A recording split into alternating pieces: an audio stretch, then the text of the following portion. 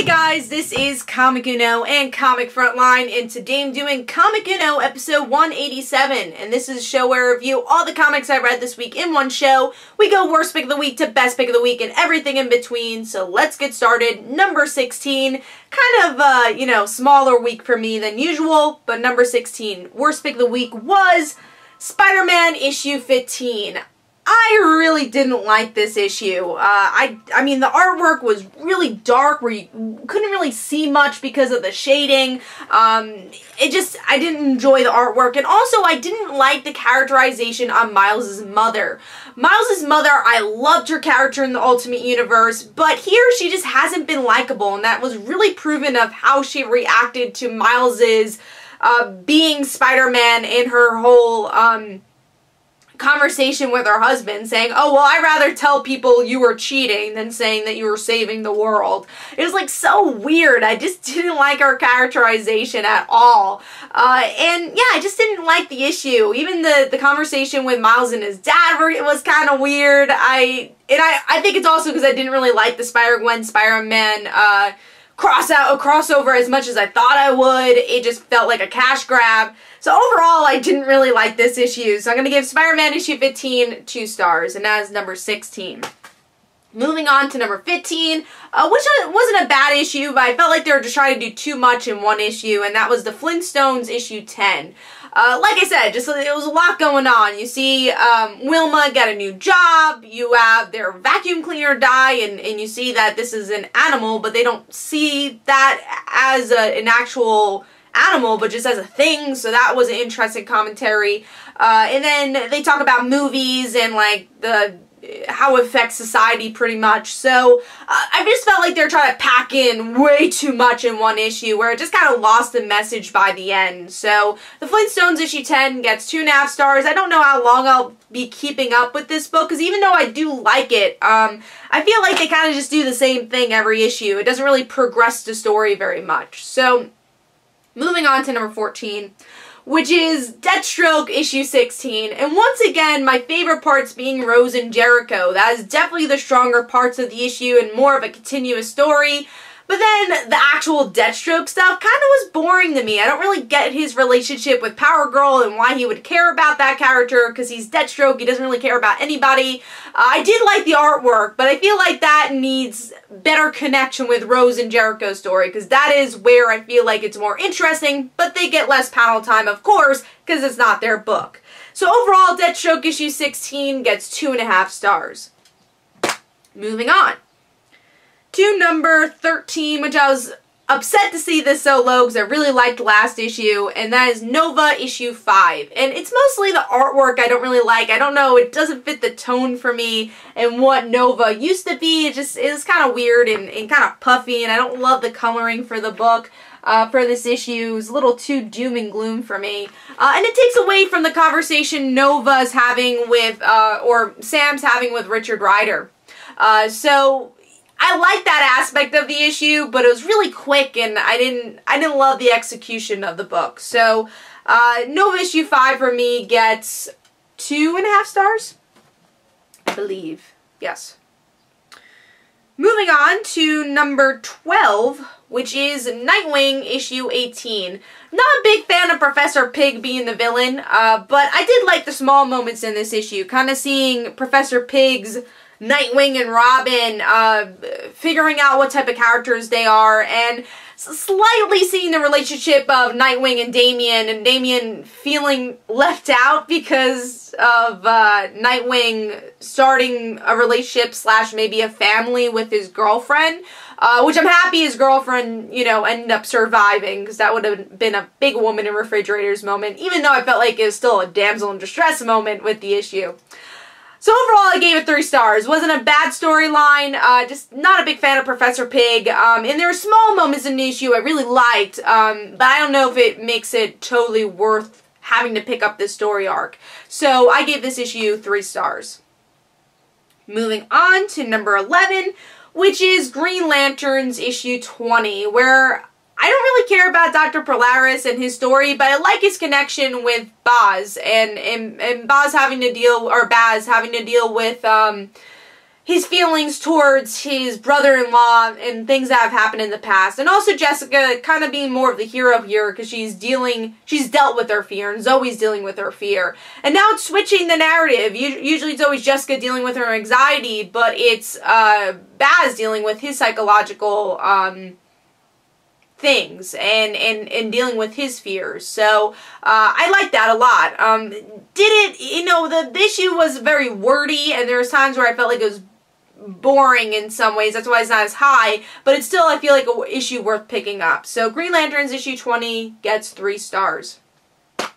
Moving on to number 10, which is All New Wolverine issue 19, which I kind of like this arc. I like this whole alien arc, having the alien having a disease and affecting people, and Laura being the only person to be able to save everybody because the alien knows Laura in some way. I found that interesting, but it took a while to get to the point because that's all that really happens, and the art is really simple, and that's what I felt like. This whole arc or issue was very simple, so I gave it 3 stars. Definitely not a bad issue. I like Gabby and Laura's dynamic. That was a lot of fun, but I expected a little bit more from this arc.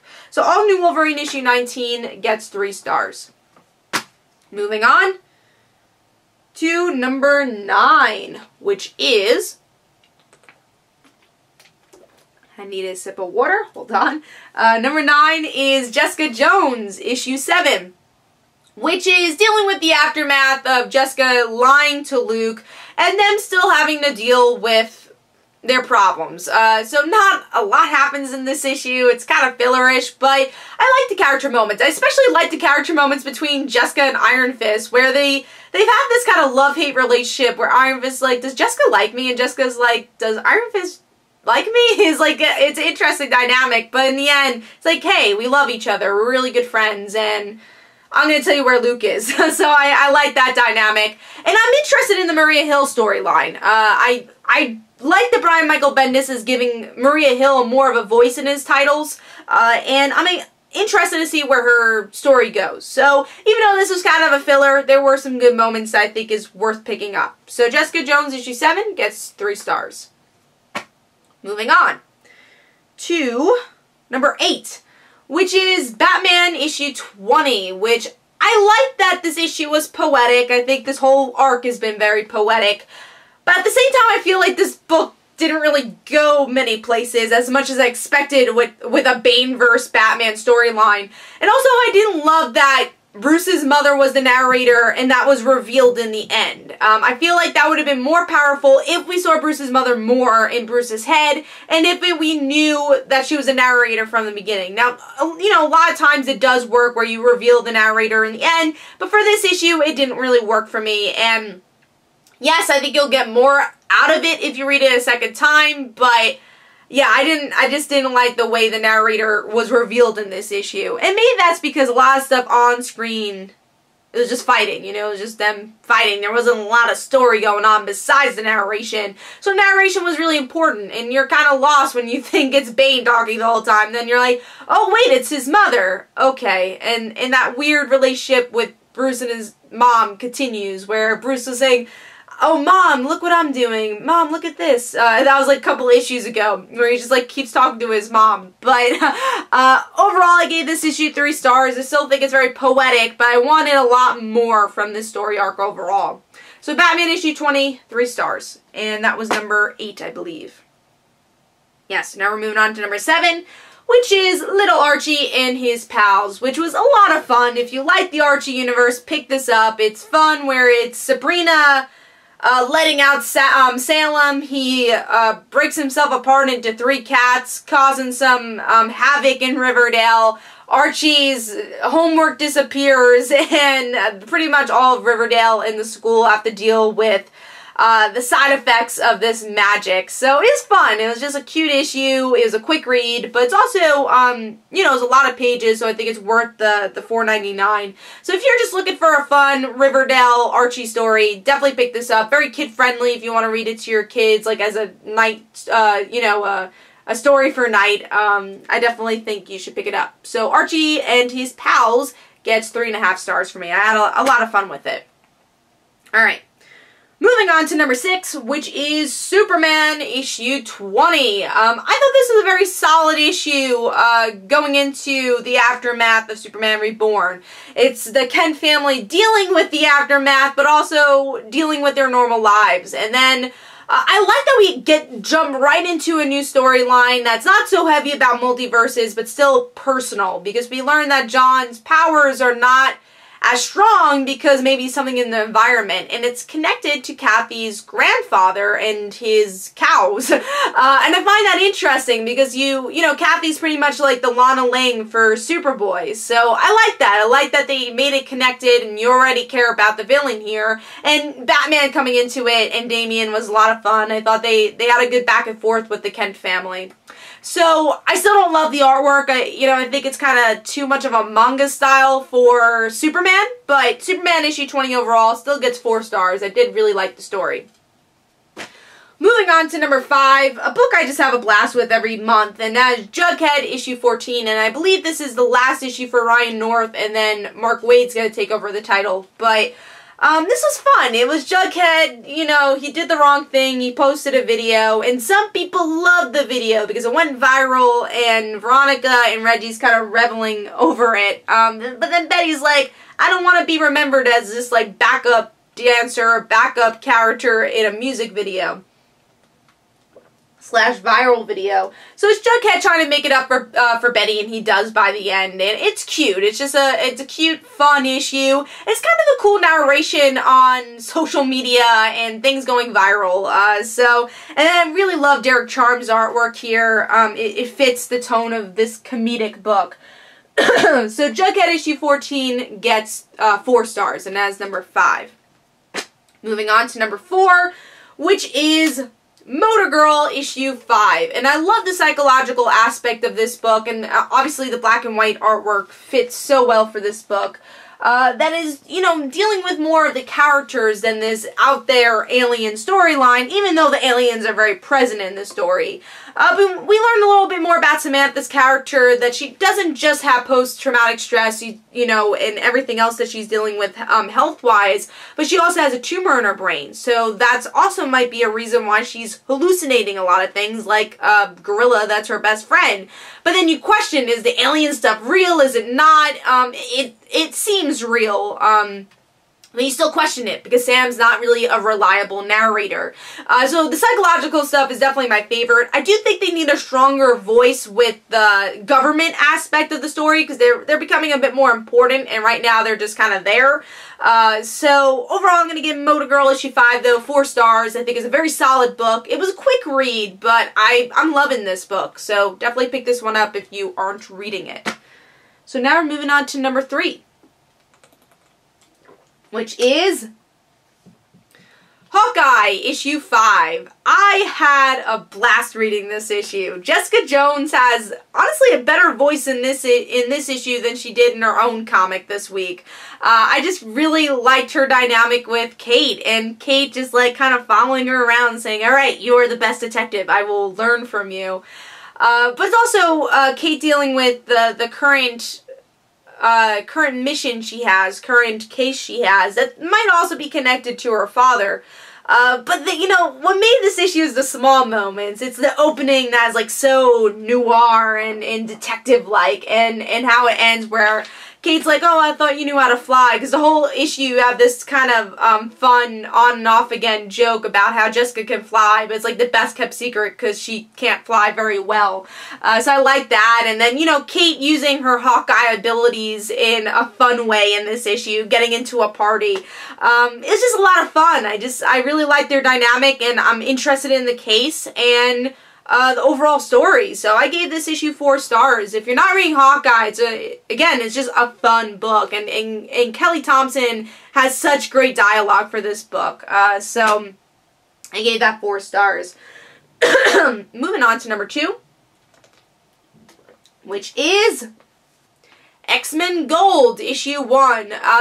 You know, this was really, for me, it was hard to pick which one I was gonna pick as pick of the week, because I really like this book. The only reason this didn't make pick of the week was the art style I thought was a little gritty for the pencils, but made up for it with the coloring. I like the bright coloring here. But I love the story. I went very in-depth with the whole Kitty Pryde stuff in my in-depth review on my channel, but Kitty Pryde was just a great leader here. I think what really made this book succeed is the connection between the teammates. It's not like, all right, 2 teammates are doing this and then 1 teammate's doing that. They all feel very connected. They feel like a family, and that's because of Kitty's connection to all these characters. And once again, her leadership skills. And I like that this book very much feels classic, but fresh at the same time. And that's proven with the cliffhanger of this issue, where you get to see the new Brotherhood. And now it's Kitty dealing with the Brotherhood. And it's a new Brotherhood, which I thought was cool. Which I do wonder if the Girl on Fire does remind me of Liz from the Ultimate Universe. I do wonder if it's her or not, but I liked it. I really liked the story overall. It's classic X-Men, but once again, it's not stale. It's not something you've seen before, but you have the nostalgia of what you've seen before, if that makes sense. So X-Men Gold issue 1 gets 4.5 stars for me. Moving on to number 1, which was Paper Girls, issue 13. I love this book. It's no secret. And with this issue, we get to see the mystery kind of unfold a little bit more about the time travel aspect, because we see Erin dealing with she has the hockey stick, and she sees that, oh my god, I have to put the field hockey stick in the past, because if it doesn't go into the past, then we won't end up here. So it's kind of cool timey-wimey stuff over there. But also some really interesting character development stuff in this issue too, between Erin and Tiffany, kind of just talking about, hey, do you want to have kids? I don't know, you know, so an interesting conversation there. And then the strongest aspect of the issue being between KJ and Mac, where KJ's dealing with having her period and Mac not really knowing anything about having periods or women's health in general. So it's kind of KJ teaching her stuff, but also Mac saying, she's on her period, so her mind is not exactly where it should be. So it's an interesting dynamic that they have. But the ending was very interesting, because KJ touches this, like, magical thing, or scientific thing, where she's like, oh, well, let me touch this for some reason, because it looks interesting. So in the end, she ends up seeing the future. So we see that space woman that's been introduced is, I guess, going to interact with our girls, of course. Tiffany is drowning in something. We see that character we've seen before with Erin. And then the big reveal of Mac and KJ being an item. So they kiss in the end. Which I'm really looking forward to seeing where that goes. And I will say, I called that from the last issue. I said, I think there's romantic tension there. And there was romantic tension. And I wonder, because, you know, this is a coming-of-age book. I'm really excited to see what Brian K. Vaughan does with the dialogue between them and the relationship, especially because Mac has an expiration date. How is that, you know, going to happen? You know, how's that relationship going to develop? Especially as the series long-term goes on. If the relationship, you know, lasts and they have a long-term relationship, how will KJ deal with, you know, Mac's death once it gets closer? I'm very curious about that, which I think they will deal with. Kind of this growing love, because it is a coming-of-age story. So I'm very excited about that arc. But overall, just excited about all the future of Paper Girls. I love that they left a little bit more about the mystery of the world, about the scientific aspect of the world, not so much the religious aspect in this issue, because usually they have a religious and technology aspect, but more technology time travel here in this issue. But loved it, loved the issue, and I love this book. So Paper Girls issue 13 gets 4.5 stars. Hopefully you guys enjoyed. This is Comic Inno and Comic Frontline. Don't forget to follow me on Twitter. Don't forget to like my Facebook page. Also, description below, there are links for my comic book, Like Father, Like Daughter. And don't forget to like the Facebook page for Like Father, Like Daughter. And guys, let me know in the comments below, what was your best pick of the week, what was your worst pick of the week, and everything in between. And I'll see you guys next week. Bye.